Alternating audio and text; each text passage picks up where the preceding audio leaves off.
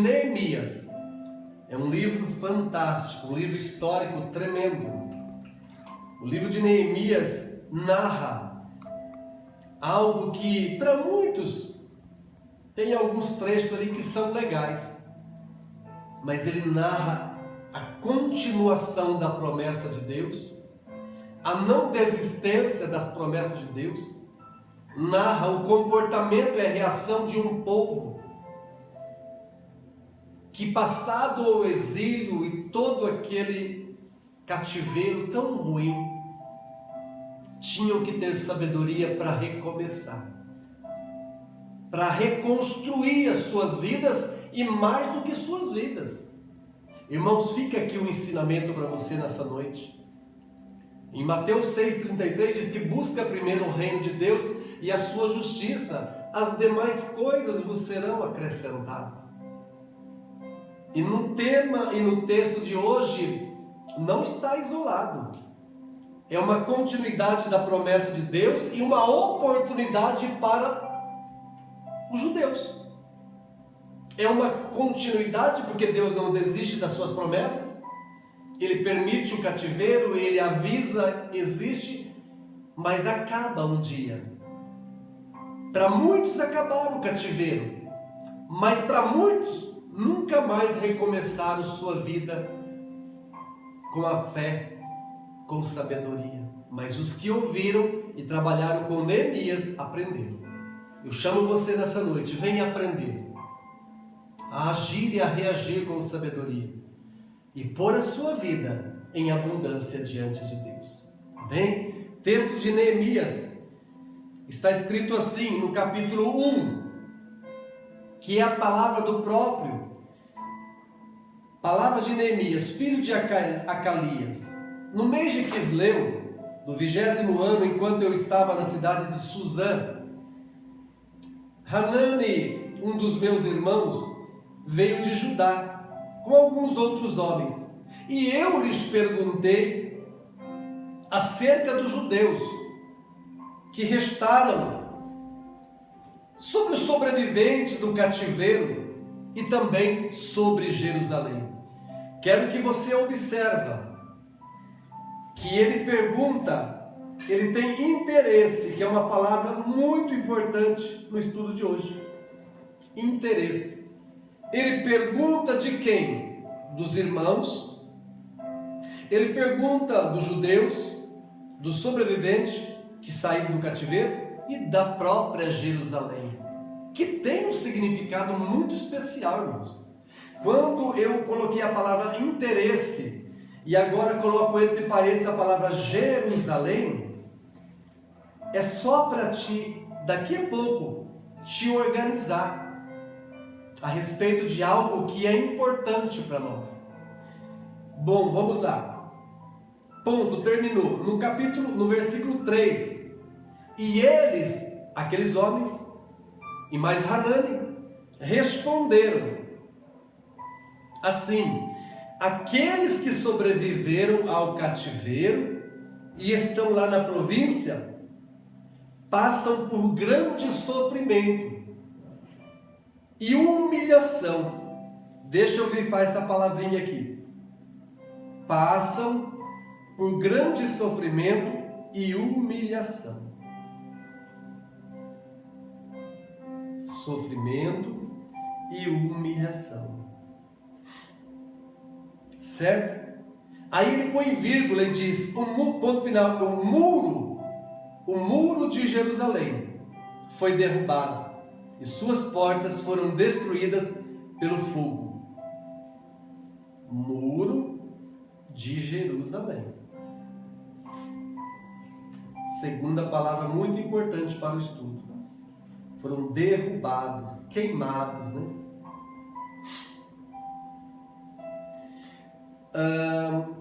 Aí a palavra de Deus diz assim, 4. Quando ouvi essas coisas, sentei-me e chorei. Passei dias lamentando-me, jejuando e orando ao Deus dos céus. Então eu disse, até aqui somente. Agora vem as 3 palavrinhas pilares do nosso estudo. Bom, agora os 3 pilares do nosso estudo. É quando o que eu ouvi, então ele sentou e chorou. Sentou, chorou, é uma palavra do pilar, as 2 palavras do pilar. Segundo, jejuei. Jejuou. E a terceira, orou.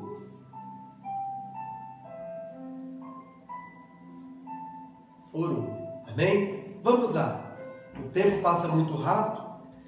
Vamos lá, meu querido. Primeira coisa que eu quero dar uma introdução desse estudo é que nós temos aqui um livro que começa narrando que havia acontecido um grande tempo de cativeiro.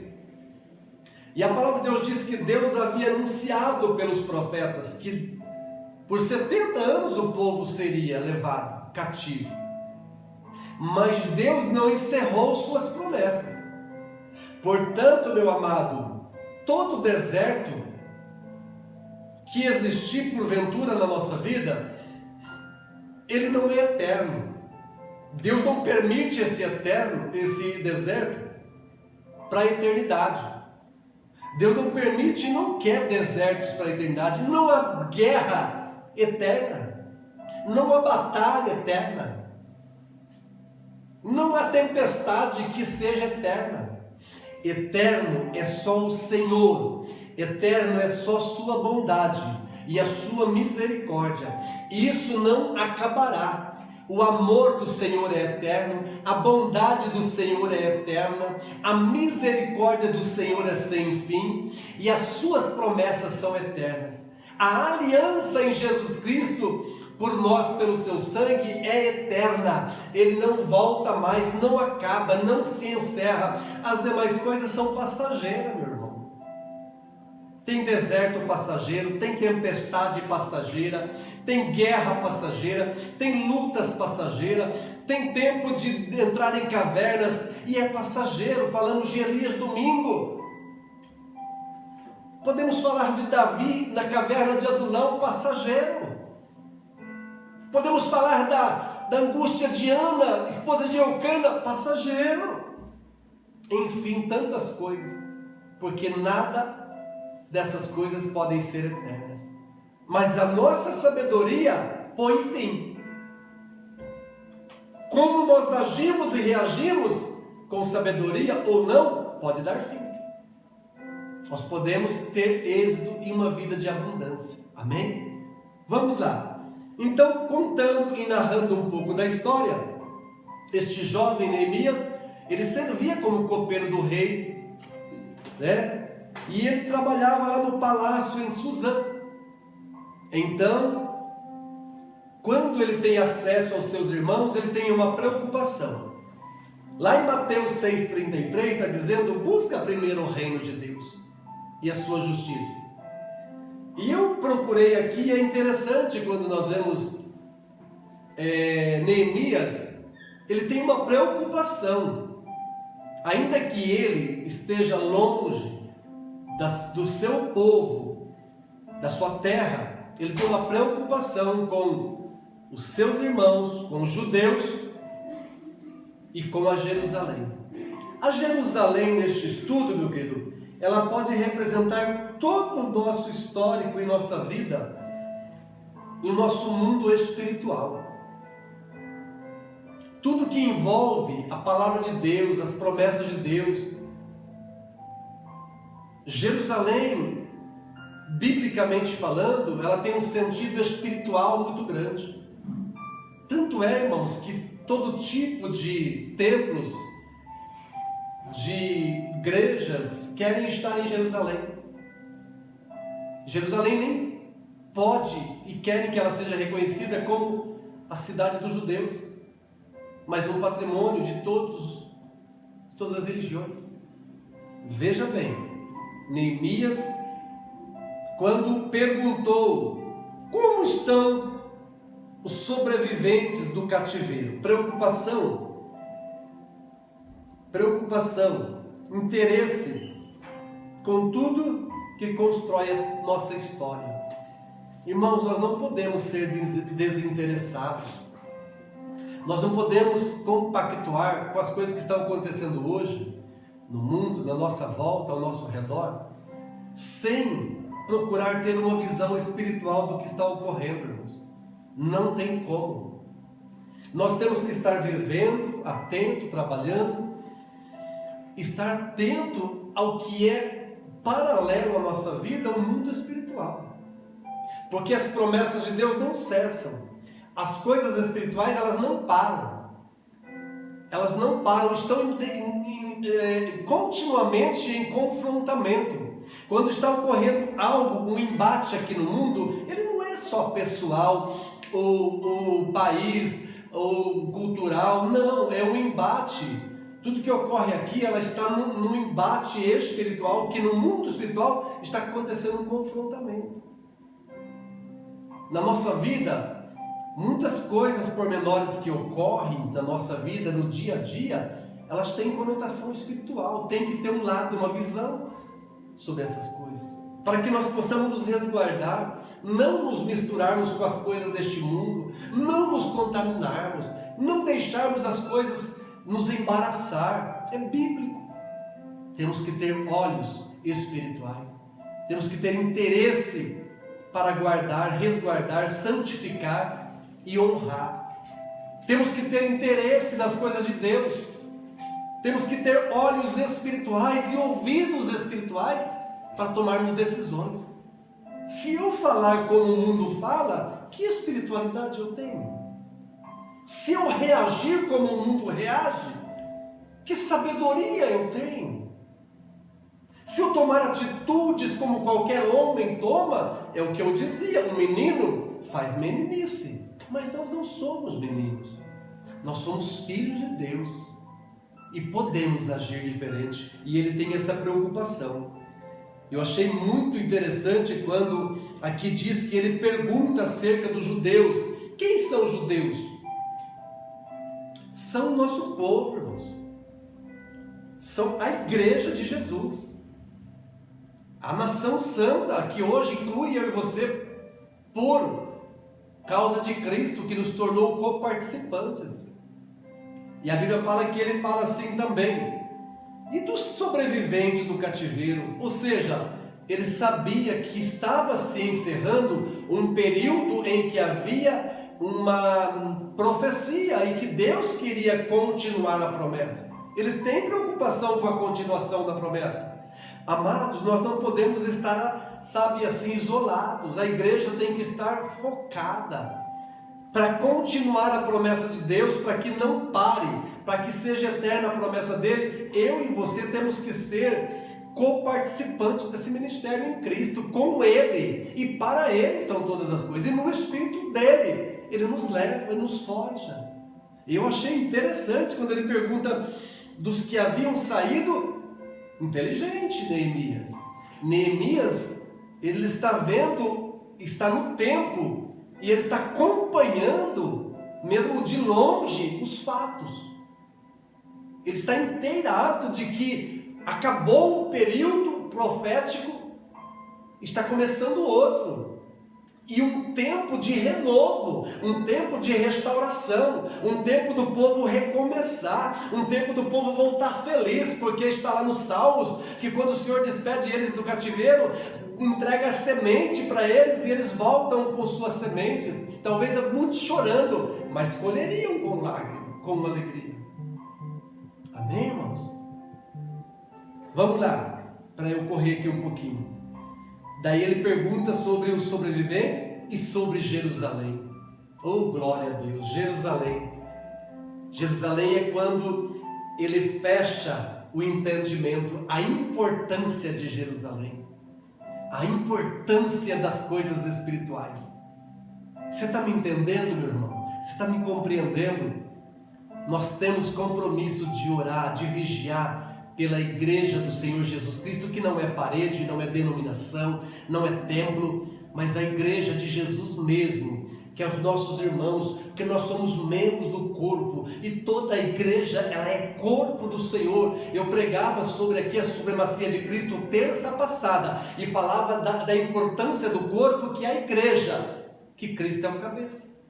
E aqui está dizendo que ele teve preocupação, e aí a Bíblia diz que assim, a resposta é essa: os irmãos estão em grande sofrimento, os judeus estão em estado de humilhação. Veja aí, acabou um tempo de cativeiro, mas o cativeiro não saiu de dentro do coração deles. Acabou o tempo do cativeiro geográfico, mas espiritual não havia rompido dentro de muitos judeus. Não havia ainda acabado dentro, porque eles não estavam ligados que havia uma promessa de Deus e era um tempo de recomeçar, restaurar e começar tudo de novo. Por isso que está escrito aqui que eles estavam em estado de humilhação, eles estavam em grande sofrimento. Olha aqui, eu coloquei sofrimento, humilhação. Sabe o que significa isso, meus irmãos? É um estado de quem não está atento, desinteressado, não crê mais nas promessas, não vigia mais no tempo e nas coisas espirituais, até voltaram para Jerusalém, até já estavam em Jerusalém de novo, mas não tinha os olhos espirituais e o coração na promessa. Quantos não estão dentro da igreja hoje, meus irmãos? Quantos não estão dentro de lives hoje? Quantos não estão ainda dentro dos cultos, fazendo culto, pregando, cantando, chorando, louvando, mas estão somente em Jerusalém, estão somente nas igrejas, mas não estão atentos, interessados e desprovidos de esperança, desprovidos de sabedoria, estado de humilhação. Olha que coisa, e sofrimento. Quem não tem visão, quem não tem sabedoria e o Espírito Santo para dar direção, sofre e é humilhado. Mas a Bíblia diz que responde ainda: e o muro da Jerusalém foi derrubado, suas portas estão destruídas, foram destruídas pelo fogo. Arremate o quê? Que não há mais fé em Jerusalém, não há mais segurança para aquele povo. Qualquer coisa ataca, qualquer coisa entra, qualquer situação invade, e os que estão lá dentro estão sem proteção. Quero deixar para você aqui a parte B do estudo. Agora entra nós. Vamos lá. O tema desta noite: sabedoria para reagir. Então, quando Neemias, que amava a história de Israel, dos judeus, cria e acompanhava com interesse as coisas que ocorriam em Jerusalém e também na Babilônia. Não estava ele em Jerusalém, nem ele também estava, mas ele estava ligado, interessado. E quando ouvi estas coisas, sentei-me e chorei. Primeira palavrinha, sentei e chorei. Deixa eu traduzir para você o que ele fez. Ele diz: quando ouvi estas coisas horríveis a respeito de Jerusalém, dos irmãos, dos que viviam lá e dos que tinham voltado de um cativeiro, que eram para estar felizes e preparados para recomeçar. Então diz que ele ouviu isso, sentou e chorou e passou dias lamentando. Amados, sabe o que significa essa atitude de Neemias para nossa sabedoria? Reconhecimento. Anota aí. Reconhecimento da nossa parte humana falha. Enquanto nós não reconhecermos que somos passíveis de falhas, de pecado, de situações que nos agridem, que querem nos humilhar, nos fazer sofrer, nós não podemos agir diferente. Então Neemias viu que o povo não agia dessa forma, mas ele quis agir. Ele escolheu, ele tinha interesse, ele sentiu na pele o que estava acontecendo, então ele tomou a decisão de fazer. Uma das grandes coisas da nossa vida, irmãos, aprenda nesta noite: não espere os outros fazerem, Faça você primeiro. Não espere os outros mudarem. Muda você primeiro. Não espera os outros. Vai e faça você. Que você vai estar corroborando, ajudando e cooperando um mundo melhor. A Bíblia diz que ele entendeu, ele reconheceu que o estado era gravíssimo e faltava espiritualidade.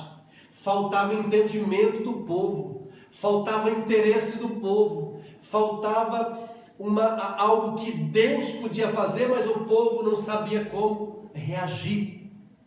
Então diz que ele passa a chorar, senta, chora e passa dias lamentando, reconhecendo. E depois, vírgula, segunda palavrinha, jejuando. Jejuando significa o quê? É um tempo que você reconhece e depois você procede para que haja a mudança.